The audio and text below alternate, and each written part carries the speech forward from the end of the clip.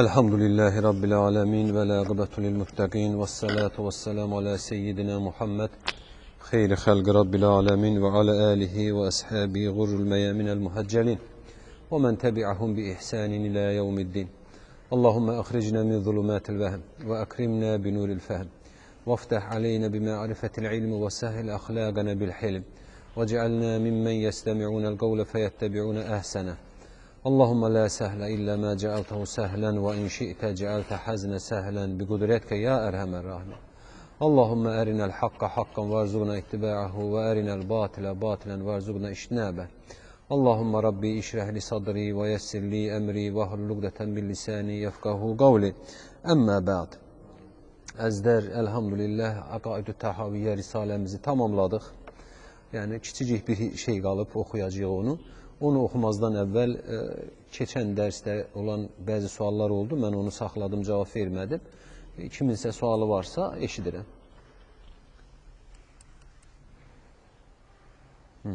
Sualı yoxdur. Keçən dərs ama sual soruşdular. Neyse, o zaman biz dərsimizi oxuyaq. Dərs deyəndə bitirmişik, bir şey qalmayıb, yəni oxuyuruq. Əl-Xatimə. Yani Risale'nin xatiməsi, tamamlamı, toparlaması. Fəhəzə dinuna və i'tiqaduna zahiren və batinen. Buraya kimi oxuduğumuz, yani İmam Rəhməhullah bunu nəzərdə tutur. Və həzə bu bizim etiqadımızdır. Həm zahiri, həm batini olaraq. Bu bizim həm zahiri, həm batini olaraq etiqadımızdır. Nə deyir İmam Rəhməhullah? Niyə həm zahiri, həm batini olur? Niyə demir? Bu bizim etiqadımızdır. Niye deyir hem zahiri hem batini? Çünkü əzlər dedik ki iman qəlb ilə təsdiq, dil ilə iqrardır. Qəlb batindir, dil zahirdir. Və bunu deməkdə, üzə çıxartmaqda imanın bütünləşməsi meydana çıxır. Ona görə də İmam Rəhməhullah deyir ki, həzə dinunə və i'tiqadunə zahirən və batinən. Əgər bir insan dilində la ilahe illallah deyir, batində bunu qəbul eləmirsə, əgər bir insan dilində Muhammed Resulullah deyir, batində, qəlbində bunu qəbul eləmirsə, buna nə deyirik biz? Münafiq deyirik. Ona görə də İmam Rəhməhullah nifaqdan da təmizlənmək üçün, nifaq ehtimalı, nifaq şübhəsi qalmasın deyə ifadəni çox dolğun bir şəkildə söylüyor və yazır ki, bu bizim həm zahiri, həm batini etiqadımız, əqidəmizdir. Ne? Bütün bu risalede okuduğumuz şeyler. وَهُوَ dinun ve haza dinuna ve i'tikaduna zahiren ve batinen ve nahnu bura'u ilallah min kulli men khalafa allazi zekernahu ve beyyennahu. Biz bu risalede hatırlattığımız, izah elədiyimiz ve dediğimiz her şeylerden muhalif qalan, bizim dediklərimizə əks dayanan, bizim dediklərimizin əksini söyləyən hər kəsdən, kullu mən, hər kəsdən buraya uzağıyıq, ayrıyıq. Biz onlardan deyilik demək istəyir alimimiz Rəhməhullah. Buraya əzlər, bəri ərəb dilində təmiz deməkdir. Əlaqəsi olmayan, təsiri olmayan, qarışığı olmayan bəri. Buraya da bəriinin cəmidir. Biz bu etiqaddan başqasını düşünüb, bu etiqadı qəbul eləməyəndən təmizik, onlara qarışmarıq. Və nəs'əlullahə təalə ən yuthbitənə aləl iman. Allah subhanahu və taaladan istəyirik, yalvarırıq onu ki, bizi iman üzrə sabit qədəm eyləsin. Nəs'əlullah ən yuthbitənə aləl iman. Allah subhanahu və taaladan istəyirik, yalvarırıq ki, bizi iman üzrə sabit qədəm eləsin. Niyə Allahdan istəyirəzlər? Axı dedik ki, iman gətirən də, hidayət eləyən də, azdıran da Allahdır. Seçim quldadır. Biz də Allahın bizi hidayət yolunda saxlamasını seçir və onu Rəbbimizdən istəyirik. Və yaxtimə lənə bih. Çox önəmlidir əzizlər, baxın. Və yaxtimə lənə bih. Bizim son nəfəsimizi, ömrümüzün sonunu da bununla tamamlamasını istəyirik Rəbbimizdən. Nə ilə? Yəni bu etiqadımızla, bu imanımızla tamamlamasını da Rəbbimizdən istəyirik. Bunun üstündə biraz azacıq dayanaq əzizlər. Dedi ki, yəni bir insanın, Resulullah Aleyhisselatü Vesselam'dan Abdullah ibn Məsud rəvayət edir ki, bir insan bir ömür boyu cənnət əhlinin əməlini eləyir, cənnət əhlinin əməlini eləyir və sonra qədər onun qabağına keçir və o cəhənnəm əhlinin əməlindən bir əməl eləyir və cəhənnəmliklər siyahısına yazılır. Bir insan da bir ömür boyu cəhənnəm əhlinin əməlini eləyir, axırda qədər onun üzərinə keçir və Allah Subhanahu Taala'nın qarşısında o insan bir əməl eləyir və o əmələ görə Allah Subhanahu Taala onu neynir? Cənnətliklər sırasına yazır. Və biz də Rəbbimizdən istəyirik ki, ya Rəbbi, biz bilmirik halımız nədir. Öz haqqımızda bilmirik, ona görə sadəcə dua eləyirik. İstəyirik ki, ya Rəbbi, qədər sənin əlindədir, hökm verən sənsən, bizi son əməli, axirət əməli xeyirli olanlardan elə və bizi ondan, əməlimizi, həyatımızı ondan tamamla. Və yəasimənə min əhvail müxtəlifə. Və Allah Subhanahu wa Taala ən müxtəlif təfəkkürlərdən, əhva dediyin zaman əzizlər, insan beyninə gələn ən müxtəlif istəklər, fikirlər və bu kimi şeylər başa düşülür. Həva deyər ona, həva. Həva və həvəs, nəfsə xoş gələn şey, nəfsin bəyəndiyi şey, danışdıqca mı, elədikcə mi, yaşadıqca mı, nəfsi inkişaf elətdirən, böyüdən şey həvadır. Və nə deyir ki, və yəasimənə minəl əhva əl-müxtəlifə. Ən müxtəlif həva və həvəslərdən Allah Subhanahu Taala'nın bizi qorumasını Allahdan istəyirik. Və bu sahədə müxtəlif həva yolları olubdur, yaşanıbdır, tarix boyu. Bu gün də var. Allah o kimi şeylərə bizi düşməyi, nədir, imtihana çəkib, bizi o kimi şeylərə salmasın və Allah bizi elə şeylərdən qorusun. Vəl-əra əl-mütəfərriqa. Vəl-əra əl-mütəfərriqa ən müxtəlif, mütəfərriq yəni parçalanmış, bölünmüş, təfərriq olmuş, təfriqə sözü də buradandır. O kimi mütəfərriq, paramparça rəylərdən də Allaha sığınırıq. Allah bizi o rəylərdən də qorusun. Rəy əzizlər, yəni burada rəy düşüncə tərzi, etiqad. İndi mən dəfələrlə bunu demişəm sizə.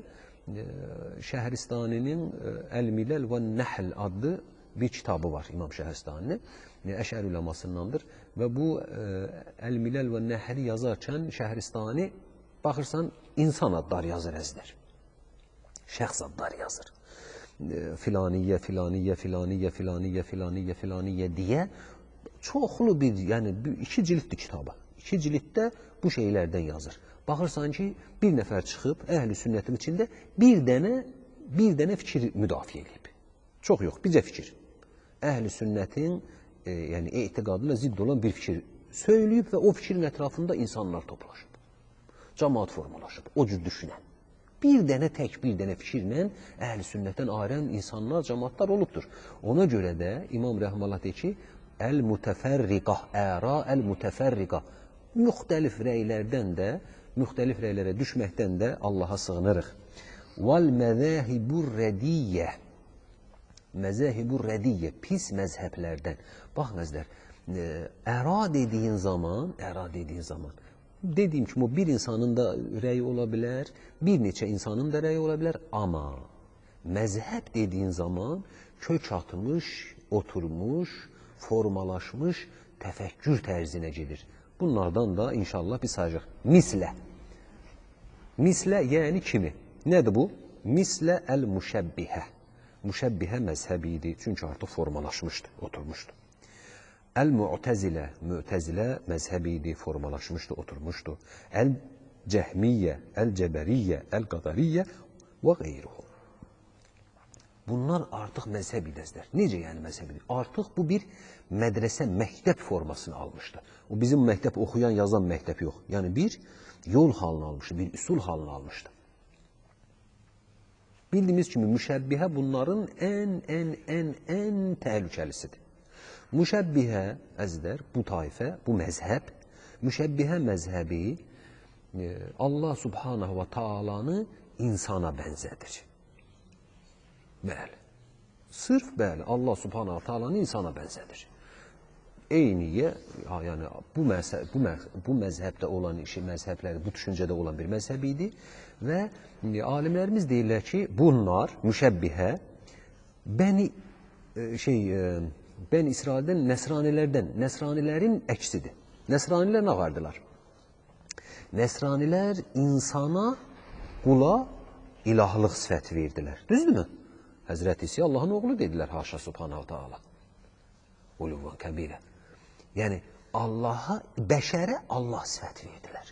Bunun yanında, əzizlər, bu küfürdür heç şübhəsiz. Amma bunun yanında müşəbbihə daha dəhşətdir, daha qorxuruşdur. Çünki bir məxluqu böyütmək filan insanların daima düşdükləri xətalardandır. Amma Allah subhanahu ta'alanı, xaliqi endirib, haşa subhanahu ta'ala, öz təfəkküründə, batil inancında məxluqa bənzətmək çox pis bir, təfəkkürsüz, ağılsız bir yol olur. Müşəbbihənin yolu buydur. Biz onlardan bərik, uzaq. Müşəbbihə dediyimiz zaman əzlər, o məzhəb olaraq kökü kəsildi. Allah onları yox elədi. O kimi düşünənlər getdilər, yəni azaldılar, tarixə qarışdılar. Allah sonradan peydahal onlardan da öz qorusun, əminlikdə saxlasın. Vəl-Mu'təzilə. Mu'təzilə əzlər, əhl-i sünnətdən idilər. Əhl-i sünnət əqidəsində idilər. Sadəcə Həsən Bəsri rəhməhullah dünyasını dəyişməzdən əvvəl bunlar meydana çıxdılar və Vasil İbn Əta dediyimizdə Həsən Bəsrinin tələbəsi idi. Bunu əvvəldə Fıqh-ül Əkbər danışanda da demişəm sizə. Vasil İbn Əta deyilən adam tabiin alimindən Həsən Bəsrinin tələbəsi idi. Və bunların öz görüşləri arasında öz ustadına qarşı çıxdı və kənara çəkildi, öz etiqadını inkişaf elətdirib yaymağa başladı və Mu'təzilənin görüşü nə idi? Mu'təzilə deyirdi ki, bunların əsas görüşü budur. İnsan özü öz əməlinin sahibidir. Onlar qədəri qəbul eləməzlər. İnsan özü öz əməlinin sahibidir. Yəni, orada Allah subhanahu ta'alanın insanın əməlinə bir şey aidiyyatı yoxdur deyərdilər. Bunları izah eləmişik, qayıtmıram. Nə oldu? Batil olduğu məlum oldu. Mu'təzilənin əsas dayandığı nöqtə, qardaşlar, Yunan fəlsəfəsi və təfəkkür, ağıl. Mu'təzilənin dayandığı və Mu'təziləni çaşdıran, həlak eləyən şey ağlın gücünün çatdığından daha yüksək dəyər verib ağlı vəhiydən önə çıxartmaqları idi. Əhl-i sünnətlə Mu'təzilə arasında əsas fərq nədir? Ağlı vəhiyin önünə çıxartmaq. Ondan sonra gəlir Cəhmiyyə. Cəhmiyyə də Cəhm ibn Safvanın, bax görürsünüz bir adam adı məsələn, Cəhm ibn Safvan. Bu Cəhmiyyə dediyimiz Cəhm ibn Safvan da meydana çıxdı. Bu da məsələn onun da görüşlərindən biri bu idi. Cənnət və cəhənnəm əbədi deyil. Xüsusilə cəhənnəm əbədi deyil. Və burada bir qeyd eləmək istəyirəm, ulama qeyd edir ki, İmam Şeyxülislam İbn Teymiyyə rəhməhullah cəhənnəmin əbədi olmamasını söyləyərək Cəhmiyyədən zədələndi. Məsələn, İbn Teymiyyənin etiqad alimləri tərəfindən tənqid olunan nöqtələrindən, yönlərindən biri budur. İbn Teymiyyənin görüşündə onun cəhənnəmin əbədi olmadığını söyləməsi vardır. Ondan sonra gəlir Cəbriyyə. Cəbriyyə dediyimizdə, qardaşlar, bunlar da budur ki, keçən dərslərdə də izah eləmişəm bunu heç şübhəsiz. Yəni, insan məcburdur. Allah yazıbdır, qədəri qoyubdur oraya. Bax, Mu'təzilənin və qədəriyyənin ziddidir. Mu'təzilə nə deyirdi, qədəriyyə nə deyirdi? İnsan öz əməlinin sahibidir. Yəni, insan istədiyini eləyir. Allahın bunu yaratmasında, Allahın insanın əməlini yaratmasında aidiyyatı yoxdur. Və bunun da təsirlərindən biri, məsələn, dedim sizə, gözdən Allahın xəbəri yoxdur. Yəni, insan özü istəyir, gözü deyir. Allah buna qarışmır. Haşa subhanahu, batil idi. Cəbriyyə nə dedi? Bu dəfə Cəbriyyə deyir ki, insanın özünün bir ixtiyarı yoxdur heç nədə. Nə olursa olsun, insan müsəyyər deyil. Yəni, müsəyyərdir, Allahın əmrinə tabidir. Allah bir xəttə salıbdır, insan gedir o xəttir üzrə. Da oradan özünün seçim haqqı yoxdur. Bu da belə bir səfsətə və batil idi və bütün bu məzhəblərin o inkişaf eləyən, gəlişən dövrü bir şeyə baxın əzizlər. Bir şeyə diqqət eləyin. Bütün bu məzhəblər, bu təfəkkür tərzləri, bu əqidələr, bu etiqadlar İslam cəmiyyətində, xüsusilə Abbasilər dönəmində yayılmışdılar. Bilmirəm, indi mən sual versəm ki, bu nəyin göstəricisidir? Bana cavab verə bilərsinizmi? Bax, bir belə məzhəb yayılıb, bir belə əqidələr filanlar, nə bilim, formalaşıbdır və İslam etiqadının ziddinə, Abbasi xilafəti dövründə. Nəyin göstəricisidir bu? Deyə bilərsiniz amma kimsə? Məncə hakimiyyət zəifləmişdir. Hakimiyyət zəifləmişdir. Abbasilər İslam parçalamaq istəyirdi. Həm də yəni İslamın mərkəzindən uzaq yerlərdə yaşamağa başlamışdı. Aha. Sünnədən ayrılmaq. Sonra? Hə. Abbasilər, baxın qardaşlar, görürsünüzmü? Heç biriniz isabətli bir fikir söyləmədiniz. Allahın imtihanıdır, tamam, onu bilirik. Yox, bu müasir günümüzə baxın qardaşlar. Bax, mən bir şeye diqqət çəkdim. Fikir azadlığı. Fikir azadlığı. Abbasiləri qınıyırlar. Harun Rəşid alim idi.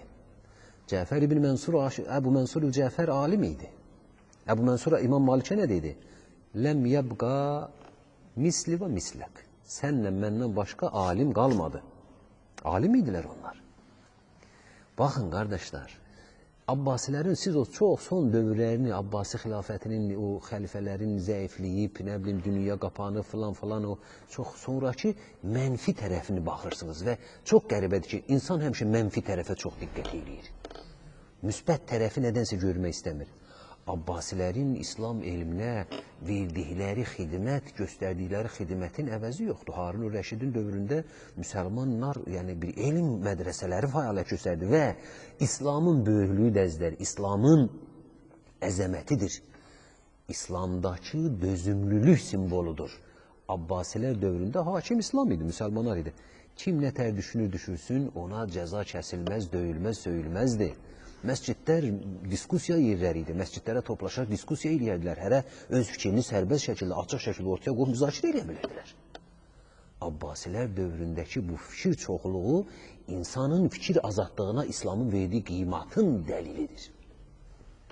Heç kəsi məcbur edin. Kimsə gelib Cəhmi Safvanı asıb kəsirdim ki, sən niyə belə düşünürsən? Ya o birisini asıb kəsirdim, sən dövlət buna qarışmırdı. Baxmayaraq ki, dövlət əhli sünnət dövləti idi. Kim sizə deyirsə desin onu, o doğru fikir deyil. Abbasilər İslamı, nə bilim, İslam dövləti deyildi filan. Əbədən. Əksinə Abbasilər dövründə və ümumiyyətlə İslamın mövqeyidir bu, tək Abbasilərin yox. İslamın mövqeyində insanın fikir azadlığına hörmət vardır və burada fikir azadlığının yanında insanı doğruya dəvət eləmək üsulu vardır. İnsan sərbəst düşünür və o sərbəst düşüncəni sərbəst söylüyor. Ondan sonra da alimlər oturdu, qardaş, mübahisə edirdilər, diskusiya açırdılar və deyirdilər ki, səhv budur, doğru da budur. Nə ilə sübut eləyə biləcək? Baxın, qardaşlar, Əbu Hənifə rəhməhullah oğlu Həmmada münazərə eləməyi. Bu gün ona diskusiya deyirik, polemika deyirik. Buna icazə vermir. Öz oğluna diskusiya girməyi, polemikaya girməyə icazə vermir. Soruşur, ayata deyir, ən çox münazərə eləyən sənsən. Əbu Hənifə münazaranın sütunlarından olan Əbu Hənifə, indi sən öz elədiyin ki, mənə niyə qadağan eləyirsən? Baxın, əzizlər, fikir azadlığı deyilmi? Ayata sən eləyirsən, mənə niyə icazə vermirsən? Əbu Hənifənin oğluna cavabına diqqət eləyir. Əbu Hənifə deyir ki, biz münazərə eləyirdik ki, qarşıdakı qardaşımızın səhifini qardaşımıza başa salaq. Məqsədimiz buydu. Biz münazərə eləyirdik, polemikaya girirdik ki, diskusiya aparırdıq ki, qarşıdakı qardaşımızın səhifini qardaşımıza başa salaq. İzah eləyək ki, sən səhif tərəfdəsən. Səhifini sadəcə başa salmağa çalışır. Amma da siz çalışırsınız ki, qardaşınız səhifə düşsün. Nə demək istəyir Əbu Hənifə? Ola bilər, bu biraz başa düşülməzdir. İki polemika, iki diskusiya eləyən, iki münazara eləyən bir-birindən söhbət münazara eləyən, diskusiya aparanın biri nədir? Əlinin arxasını yerə qoymaq. Bu da bir növ yarışmadır, mübarizədir. Elm mübarizəsidir. İki güləşənin biri yıxıldığı kimi, iki yarışanın biri uduzduğu kimi, iki münazara aparanın da biri əlini aşağı qoymalı, əlini yerə qoymalı və qarşı tərəfin fikri qarşısında ən azından susmalıdır, qəbul eləməsə belə. Aha. Əbu Hənifələrin məqsədi nə idi? onun seyfini başa salmaq, onu susturmaq yox. Onun seyfini başa salmaq. Ki, qardaşım, sən bunu seyf deyirsən, bu seyfdir, dəlili budur. Yəni, gerçəyi sana başa salmaq. Oğuluna nə deyir? Sizinsə məqsədiniz qarşıdakı qardaşınızın dilində seyf tutub onu susturmaqdır. Onu susturmaq üçün onda bir seyf tapmaq, onu seyfə çıxartmaqdır. Ona görə, qardaşlar, baxın, İslamın fikir azadlığına verdiyi, İslamın fikir sərbəstinə verdiyi qiyməti bax bu şəkildə biz başa düşmüş oluruq və o dövrdə bu kimi məzhəblərin yayılmasının da səbəbi və kötüyündə dayanan əsas amillərdən biri bu fikir azadlığı idi. Ondan sonra İmam Rəhməhullah buyurur: Minəl-ləzinə xaləfus-sünnə vəl-cəmaə. Yəni, cəhmiyyəni, mü'təziləni, qədəriyəni filan sair və deyir ki, minəl-ləzinə xaləfu əs-sünnətə vəl-cəmaə. Bu kimi tayfalardan, bu kimi məzhəblərdən, ümumi olaraq o məzhəblərdən ki, əhl-i sünnət vəl-cəmaat üsulunu, yolunu seçmir və ondan ayrılır. Onlardan biz uzaqıyıq. Bir səhv, düşmənik demir, uzaqıyıq. Yəni, onlar kimi düşünmürük. Onlar səhv düşünür, biz elə düşünmürük. Bizim yolumuz budur. Və bunu bir şeylə də mən sizə izah eləmək istəyirəm əzlər. Resulullah sallallahu aleyhi ve sellemin bildiyimiz kimi hədisi var. Hədisdə nə deyir? Təfərrəqatil yahudu ilə 71 firqa və təfərrəqatun nasara ilə 72 firqa və səyətəfərrəqu ümməti ilə 73 firqatan və firvayetin ümmətən. Resulullah Aleyhisselatü Vesselam buyurur ki, bugün çox məşhur bir hədisdir bu. Hamının dilində gəzir. Resulullah buyurur ki, Yəhudilər, təfərrəqatil Yəhud deyir, buna baxınızlar. Yəhudilər 71 firqiyə bölündü. Və təfərrəqatun nasara 72 firqa. Nəsranilər, xristiyanlar 72 firqiyə bölündü. Və səyətəfərraqu ümməti 73 ümmə av firqa. Mənim ümmətimdə bir rivayətdə 73 firqəyədir, digər bir rivayətdə isə 73 ümmətə deyir. Yəni 73 firqəyə bölünəcək. Baxın əzlər, burada Resulullah sallallahu aleyhi ve sellemin dediyi fikrə diqqət edin. Yəhudilər, Nəsranilər, ümmətim. Əslində nə deməksi lazım idi Resulullahın? Deyə bilərsinizmi? Əslində Resulullah sallallahu aleyhi ve sellem müsəlmanlar deyəsiydi. Niyə? Çünki dil, danışıq tərzi, sözü söyləmə tərzi, bəlağət dediyimiz gözəl danışıq tərzi bunu tələb edir. Yəhudi dedin, Nəsrani dedin, gərək dilin adından deyəsən, müsəlmanlar. Resulullah sallallahu aleyhi ve sellem bunu demir. Niyə müsəlmanlar demədi Resulullah sallallahu aleyhi ve sellem? Tələsmə. Ona görə ki, əziz qardaşlar, Resulullah sallallahu aleyhi ve sellem ona görə müsəlmanlar demir ki, 73 firqəyə bölünən müsəlmanlar deyil axırı. Resulullahın ümməti olacaq. Resulullahın ümməti kimdir? Ümməti deyir, açıq-aşkar ümməti deyir Resulullah. Resulullahın ümməti kimdir? Dəvətlə məsul olan, Resulullahın dəvətinə tabi olan bütün insanlıq.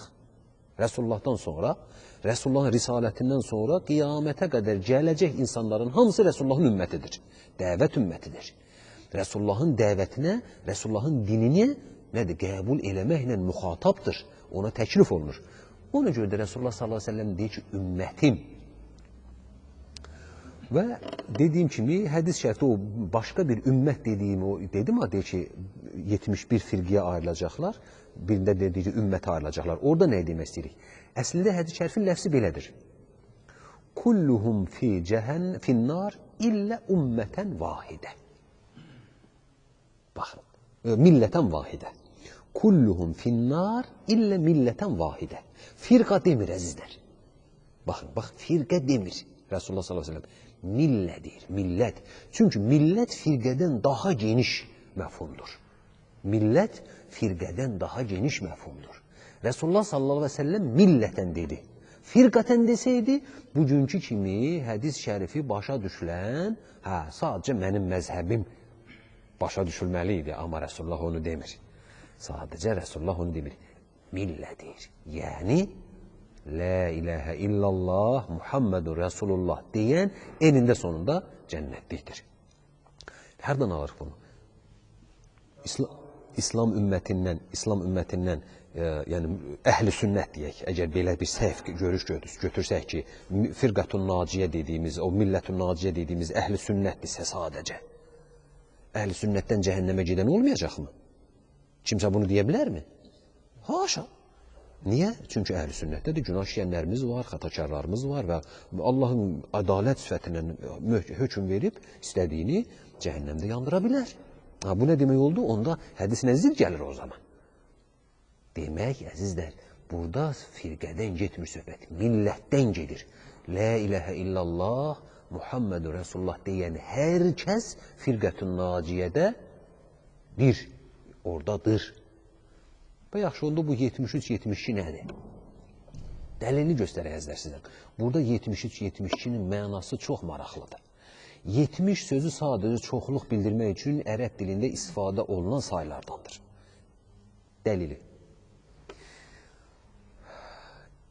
Şəhristanidə, İbn Hazımda, hətta bugünkü ülamada bu saat millətləri, firqələri, İslam firqələrini və bu kimi ümumi firqələri sayıb 73-ə bağlamaq istəyirlər. Alınmır ki, alınmır. Ya çox çıxır, ya az çıxır. Olmur. Şəhristani buna çox ciddi cəhdlə çalışmış alimlərdəndir. Ya qardaş, Şəhristanidən sonra nə qədər firqələr meydana çıxdı. Bunu haraya yazaq? Buradan başa düşürük. Baxın əzlər. Resulullah sallallahu aleyhi ve sellem deyir, Yəhudilər 71 firqəyə bölündülər. Onlardan biri naciyədir. Necə 70? Musa əleyhissalamın şəriəti üzrə olanlar, o haqq şəriəti üzrə qalanlar və geridə qalan müşriki filanı pozulanlar. Bir oldu mu? Nəsranilər 72 firqəyə bölünəcəklər. O 70 saysız, üstəgəl Musa əleyhissalamın şəriəti üzrə qalanlar, üstəgəl İsa əleyhissalamın şəriəti. 72 oldu mu? Ondan sonra 73. 70'e qədər o saysızlar, Musa əleyhissalamın şəriəti üzrə qalanlar, İsa əleyhissalamın şəriəti üzrə qalanlar, 73 Resul-i Əkrəm əleyhissalatu vəssələmin şəriəti üzrə qalanlar. Bildinizmi 73 deyəndə Rasulullah nəyə nəzərdə tutur? Yoxsa Cəhmiyyə, Qədəriyyə, nə bilim falan gəlir orada 73 çıxmır. Bax, hədis şərifi belə başa düşmək lazımdır sizlər. Yoxsa məndən başqası cəhənnəmdədir, nə bilim firqətun naciyə, mənə filan, səhif izahdır, səhif təfsirdir. Bu da bununla sabitdir, qardaşlar. Bu heç bir dəlilsiz deyil, heç biri öz başımızdan demirik. Resulullah sallallahu aleyhi ve sellem'dən mənəvi mütəvatir şəklində İmam Buxaridə, İmam Müslimdə, Əhməd, Nəsai, Əbu Davud, Tirmizi, bütün mühəddislər ən müxtəlif ləfizlərlə rəvayət ediblər bu hədisi. Mən qalə la ilahə illallah sadiqan muxlisən dəxaləl cənnə. Bu söz ətrafında, yəni bu məna ətrafında kim sadiq, müxlis, ixlaslı şəkildə qəlbən la ilahə illallah Muhammedur Resulullah deyər və qəbul edirsə, cənnətə daxil olar. Mütəvatir hədisdir. Mənəvi mütəvatir dərlər buna. Ləfsi fərqlidir, mənası eynidir. Mütəvatir hədisi inkar edən nə olur demişdik? Kafir olur. Mütəvatir hədis Qur'an ayəsi kimi qəti dəlildir. Demək, bunu öz başımızdan söyləmirik. La ilahə illallah deyən İslam millətindəndir. Və hum əlləzi xaləfu, baxın, və xaləfu dalalə. Xaləfu sünnətu vəl cəmaə, xaləfu dalalə. O insanlar, o şəxslər ki, əhl-i sünnət vəl cəmaatı onlara zidd oldular və xaləfu dalalə. Dəlalət azğınlıq mənasında küfür deyil. Dəlalət küfür deyil əzlər. Dəlalət azğınlıqdır. Dəlalət küfür deyil. Bunu bilmək lazımdır. Nə ləfzi mənada, nə ləfzi, yəni lüğəti mənası, leksikon olaraq, söz olaraq dəlalətin küfür mənası yoxdur. Dəlalət azmaq deməkdir, yoldan çıxmaq deməkdir. Amma küfrə düşmək deməkdir. Bəli, dəlalət küfrə aparandır, amma küfür deyildir. Əhl-i sünnətdən ayrılanlar, bəli, nə oldular? Ayrıldılar və yollarını azdılar deyə bilirik, amma küfrə düşdülər demirik. O vaxta qədər ki, şəriətin, öyrəndiyimiz etiqadın əsaslarına tamı-tamına zidd olan bir fikir söyləsinlər. وَنَحْنُ مِنْهُمْ بُرَاءَ Biz onlardan uzaqıyıq. O batil, azğın, sapqın əqidələrdən, təsəvvürlərdən, etiqadlardan uzaqıyıq. Və hum indənə dulləl və ərdiyə. Onlar da bizim nəzərimizdə doğru yolda olmayan, yaxşı olmayan bir əqidədədirlər. Və billəhil ismə. Qorunma, özünü qoruma Allahın yardımındandır. İsmə, qorunma deməkdir. Asəmə, qorudu deməkdədir. Niyə İmam Rəhməhullah ismə deyir? Kiminsə yolunda sabit qədəm qalacağına, kiminsə sabah azmayacağına, kiminsə hansısa bir Allah qorusun azğın fikrə düşməyəcəyinə qəti qərarı, qəti qarantı varmı? Hansı birimiz deyə bilərik ki, mən tam əminəm, mən tam haqq yolda, düz yolda gedirəm, gedəcəm. Mümkündürmü deyək bunu? Əbədən, əbədən. Etiqadımız, oxuduğumuz etiqad bunu bizə öyrədir ki, bunu deyə bilmərik. Niyə? Ona görə ki, biz Allahın diləməsi və yardımı ilə iman üzərindəyik. Allah yardımını bizdən çəkərsə, Allah dəstəyini bizdən çəkərsə, Allah qorusun, həlak olanlardan olarıq. Ona görə də İmam Rəhməhullah iman qiymətini, iman dəyərini bildirmək üçün sözünü bununla tamamlayır ki, biz buna etiqad edirik ki, doğru yolda saxlamaq, doğru yolda getmək və bir mümini həlak yoldan qorumaq Allahın öz ixtiyarındadır, Subhanah və Taala. Bax, burada dərsimizi tamam elədik əzizlər. Elhamdülillah, indi əgər sualınız varsa, eşidirəm. Dərsimiz varsa, eşidirəm. Sual. Müşəbbihə. Mücəssimə ilə onlar birdir. Mücəssimə ilə müşəbbihə yaxındırlar, amma bir deyirlər. Mücəssimə Allah Subhanahu və Taala'nın zatını cisim olaraq qəbul edəndir. Allah Subhanahu Taala cisim deyir. Cisim də dedik nədir? Tərkiblərdən ibarət olmuş, cövhərdən formalaşmış bir varlıqdır. Yəni cisim. Yəni bu cismin izahını vermişdik. Bir də izah edeyim, problem yoxdur. Cisim cövhərdən formalaşmış şeydir.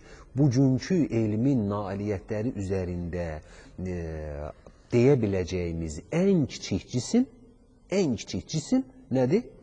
Atomdur. Atom bölünür elektron, proton və neytrona. Müasir elm hələ deyir, onlar da bölünür, onu hələ biz tam deyə bilmirik. Allahu ələm. Amma bugün artıq tam deyilən və qəbul olunan və gerçək olan budur ki, ən kiçik cisim atomdur. Ondan sonra atom birləşir, getdikcə böyük şeylər gəlir. Və cövhər nədir? Atomu meydana gətirən 3 şey. Proton, neytron, elektron. Bunun hərəsi özü bir cövhərdir. Və cövhər də nə dedik? Şeydir. Bu artıq kəlam mövzularıdır. Ona görə də biz deyirik ki, cisim, yəni, bax bu şeylərdən, mürəkkəb olmuş şeylərdən meydana çıxan şeyə deyirlər. Allah Subhanahu Taala da bundan bəridir. Allah cism ola bilməz. Niyə? Çünki iki cövhəri bir yerə gətirən lazımdır. İki cövhəri bir yerə kim gətirdi? Allah. Əgər Allah da elə bir cismi, haşa Subhanahu Taala cövhərdən ibarət olsaydı, onu da kimsə ikisini bir yerə gətirməli lazım idi. Bu da bir xaliq istəyirdi. Bu şəkildə silsilə gedir. Ona görə də biz bunu rədd edirik və deyirik ki, Allah Subhanahu Taala cisim deyildir. Müşəbbihə, mücəssimə, onda küfrə düşdü demək olar. Təbii, müşəbbihə və mücəssimə o etiqadda, o kimi etiqadda küfrə düşdü deyilir və onlar tövbəyə dəvət olunur. O da qazının işidir, bizim işimiz deyil. Bəli. Əsələr la ilahe illallah Muhammed Rasulullah. Sözümüz də odur da qardaş. Ona görə onları la ilahe illallah Muhammed Rasulullah dediklərinə görə və etiqadlarını qəbul elədiklərinə görə biz onları itlaqən kafir demirik, azğın deyirik. Sadəcə gətirir, izah eləyir ki, qardaş, sənin bu əməlin küfürdür, bu etiqadın küfürdür, bunu etmə, eləmə. Əgər bu onun üzərində israrla dayanırsa, onda üləmamız deyir ki, etiqadında küfür bidətinə düşmüş insanlar. Yenə qəti kafir demir. Etiqadında küfür bidətinə düşmüş insanlar və onları dediyimiz kimi onlarla biz özümüzü fərqli qəbul eləyirik. Bəli. Xavaric etiqad əqidəsidir. O əməldir, o etiqad, onların etiqadı qədəriyyə etiqadıdır. Bəli. Bəli. Həqiqi Həzrət İsa'nın həqiqi şəriəti üzrə və Həzrət Musa'nın həqiqi şəriəti üzrə olan qalan yoxdur. Yoxdur. Amma yenə də özünü İsa'vi Musa'va adlandıranlar var. Xristiyanlar deyir, biz İsa Peyğəmbəri şəriəti üzrəyik, o birisilər də deyir, Musa Peyğəmbəri şəriəti üzrəyik. Bir. Qardaşımız hələ su qutar müsualım.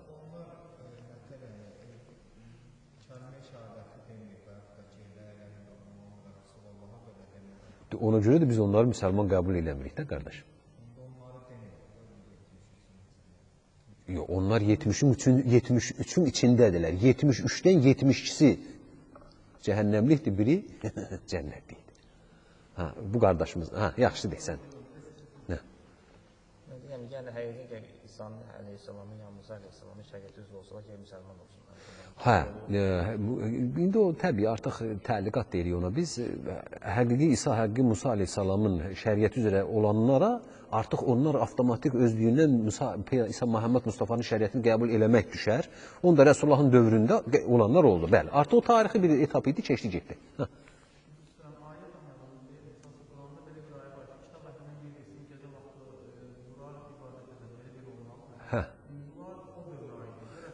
Rəsullahın dövründəkilərə aid idi, bəli. Qədəriyyə. Dedi axırı, qədəriyyə deyir ki, onlar qədər, elə bir şey yoxdur. Qədəriyyə ilə Mötəzilənin görüşü dedi birdir. Qədəriyyə deyir ki, elə bir şey yoxdur, insan öz ixtiyarıdır, öz əməlinin sahibidir. İnsan öz istədiyini eləyir, Allahın qədər deyə bir təqdiri yoxdur. Əksi də ki, cəbriyyədir. Bəli. Bəli, bəli. İmam ağıl hansına tabi edir?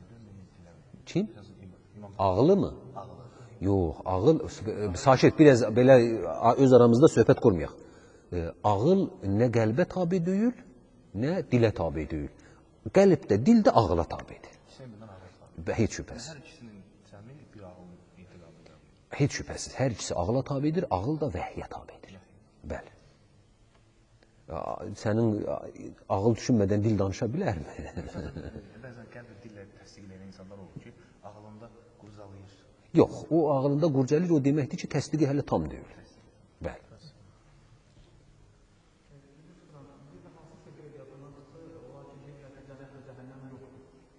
Yox, cənnət və cəhənnəm yoxdur deyən yoxdur. Əbədi deyil deyən, onlar cəhmiyyədir onlar, cəhənnəm əbədi deyildir. Cəhənnəmi xüsusilə, cəhənnəmi xatırladır, əbədi deyil. İnşallah, cümləmizə. Azərbaycanda yaşayır, ümumi olaraq Azərbaycan ölkəsində bütün 9 milyon insanlar dəqiq iqam edənməli və də küfürdə iqam edənməli. Yəni, biz sizi bəzi rəhiylərdə Muhammed Rəsulü müsəlmandır. Daimi münafiq qəlbinə təsdiq edilir, məğlubiyyət. Bundan sonra biz necə müamilə eləməliyik? Biz cəmiyyət sinə çıxanda bundan yəni müsəlman qardaşlığı yox, ümumiyyətlə. Təbii, bax, təbii əziz qardaşım, müamilə bu saat çox yayğın bir sözdür. Çox yayğın bir, insanlar arasında çox yayılmış bir sualdır. Necə müamilə eləyək, necə müamilə eləyək? Ən gözəl cavabı verəcəm sizə.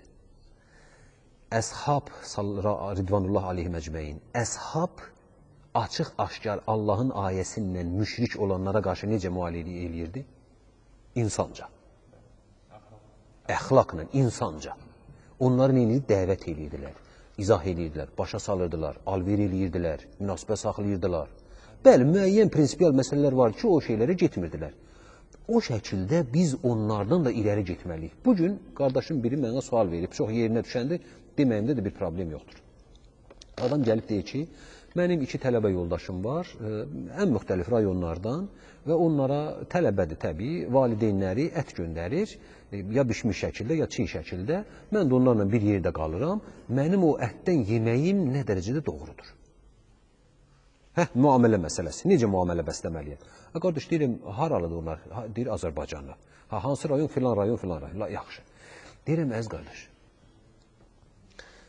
Azərbaycanlıdır. Dediyi Azərbaycanlıdır. Hər halda müsəlmandır. Müsəlmandır.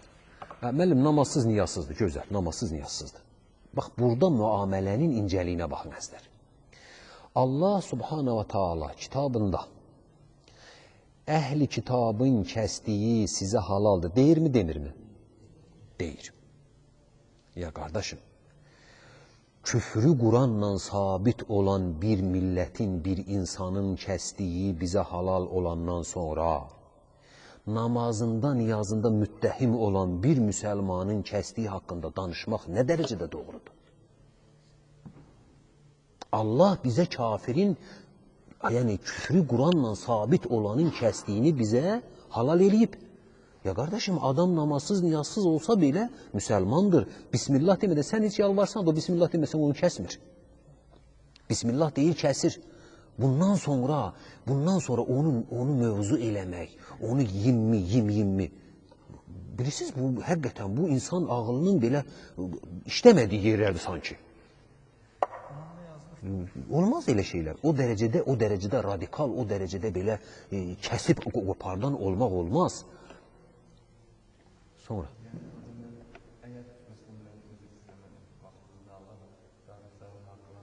Sözünü qısa elə, sualını ver. Sən müfti olanda, bax bir sözdür qardaş, bir söz. Hər birimizə deyirəm, böyük qardaş kimi deyirəm və bax bu kürsünün haqqı olaraq deyirəm. Heç birimizin, mən də daxil, kimsəni küfürdə ittiham eləyib, kimsənin haqqında fətva vermək hüququmuz yoxdur. Ən azından ona görə ki, Peyğəmbər sallallahu aleyhi və səlləmin hədəsi gözümüzün qabı burada olmalıdır. Biri o birisinə kafir deyərsə, ikisindən biri mütləq kafir olmalıdır. Küfür mövzusunla oynamayın. İmanınızı öz əlinizdə oyuncağa çevirməyin. Əl çəkin bu mövzuda. Danışmayın, kimsənin cavabını siz verməyəcəksiniz. İman qardaşı olaq deyirəm, Allaha cavabı verəcəyim günü düşünüb deyirəm. Kimsənin imanına, qardaş, bir insanı kafir çıxartmaq sizə nə verəcək? Bir insanı müşrik çıxartmaq sizə nə verəcək? Çox hasanddır, istədiyini bu saat apar, eşələ, bir dənə səhv tap, bir dənə günah tap, bir dənə səhv etiqad tap, möhürünü vur kafir deyə. Nə verəcək sənə mənə bu? Nə verəcək bizə? Möminlər olaraq, müsəlmanlar olaraq buradan qazanacağımız nə olacaq? İmam Əhməd Rəhiməhullahın sözünü xatırladıram, tamamlayırıq. Dedilər ki, Əbu Duat, Əhməd İbni Əbu Duat dərlər əzlər, İmam Əhmədin döyülməsinə və məşəqqət çəkməsinə səbəbkar olmuş adamlardandır. İmam Əhməd möhnətdən çıxır, bəraət olur, əlhamdülillah, haqq tərəfdə olduğu, haqqın tərəfində dayandığı sabit olur, cəmiyyət, ümmət sakitləşir və bunun tələbələri deyirlər ki, ay imam, bu Əhməd İbni Əbu Duat deyilən sənin bu əziyyət, məşəqqət çəkməyinə çox səbəb oldu. İmam Əhməd də duası məqbul Allah dostlarındandır. Bir ona qarğış eləyən. Allah dostuna yaraşan sözdür. Qardaşım, bir bax, özü də dediyi sözə baxın. Bir qardaşınızın cəhənnəmdə yanması sizə nə verəcək? Mən deyir, bu saat əlim açım, İbn Əbu Duada qarğış eləyim. Bəddua eləyim, Allah onu səhv düşüncəsinə, azğın düşüncəsinə görə assın cəhənnəmə. Qazandığım nə olacaq? Mən də başa düşə bilmirəm ki, bu gəncliyin düşüncəsinə bu harada nə tər yeriyir, qardaş? Niyə siz qarşıdaşını illə də kafir çıxartmaq istəyirsiniz? Olmaz. Olmaz. Bəli. Sonra. Mühəndəzcə əhli kitabın kəsdiyi yeniliyor. Mürtəd olan adamın kəsdiyi yeniliyor. Mürtəd olanın kəsdiyi yeyilməz. Mürtəd olan kimdir? Dindən çıxır. Dinlə adam deyir ki, mən İslam, şəriət, Quran, Peyğəmbər qəbul eləmirəm. Azərbaycanda bir 5 dənə mürtəd mənə göstər. Əgər namazı qılıb, sonra buraxırsa o insan mürtəd olur. Yox, namaz lazım deyil. Mən namaz qılmıram. Namaz heç kəsə lazım deyil. Namaz qılmaq lazım deyil deyərsə, bəli, dindən çıxmış olur. Sadəcə yox, sonra. Bir nəfərəcə əstəğfurullah deyirsə, Allah yox deyir. Subhanahu ta'ala. Ona nə demək? Ona heç şübhəsiz o İslamın nəzərində inkar edirsə məlum, onun hökmü məlumdur. Bəli. Güman eləyirəm ki, Tövbə eləyə bilərdən. təbii, tövbə eləyib imanını geri iman eləmək qiyamət qopana qədər qapısı açıqdır.